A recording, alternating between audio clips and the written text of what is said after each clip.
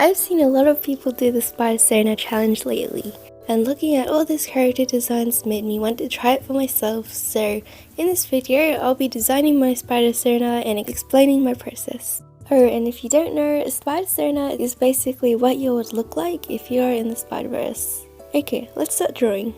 My plan is to draw Spider-Indz in a normal pose, fighting pose, and a fully rendered portrait scene. So I'll be starting off with a normal pose so that I can get an idea of what her costume looks like.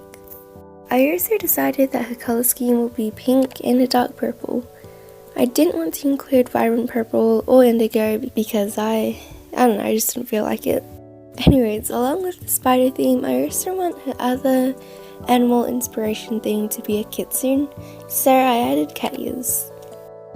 I haven't given her any backstory yet either, but so far I'm imagining that she is from Japan and that she's a fast thinker who is also skilled at karate.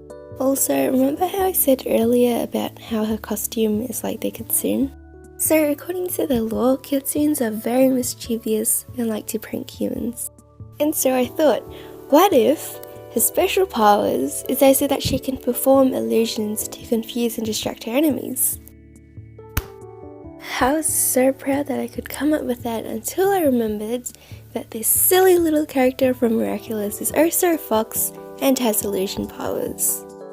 So maybe the idea has been done before, but whatever, because I still thought of the idea, so I'm sticking with it.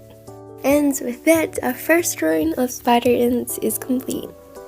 I think she looks pretty cool and she gives very nice cyberpunk vibes, which matches the theme. Now moving on to the portrait.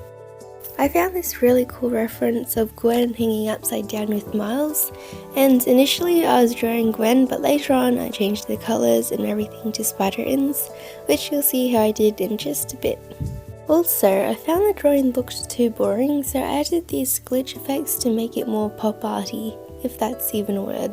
While I was rendering the eyes, I suddenly had an idea to make them vibrant, so I began looking at these beautiful detailed anime eyes, and I got lost looking at them for Pinterest for a bit more than 10 minutes, but I got back on track, referenced this drawing for the eyes, and it turned out pretty well.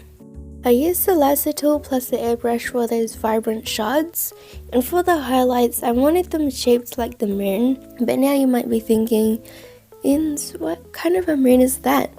And I don't know, but it looks good, so I'll leave it there. And then I got stuck on the mouth, and that's when I decided, you know what, I'm gonna change her into Spider-Indz and slap a cyberpunk mask on her to cover up the mouth. And just like that, I'm finished with the portrait.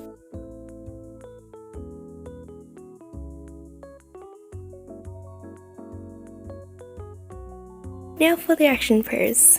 I don't really know what to say for this part because it's literally just me doing the same thing as before, which is just sketching, color blocking, rendering, etc.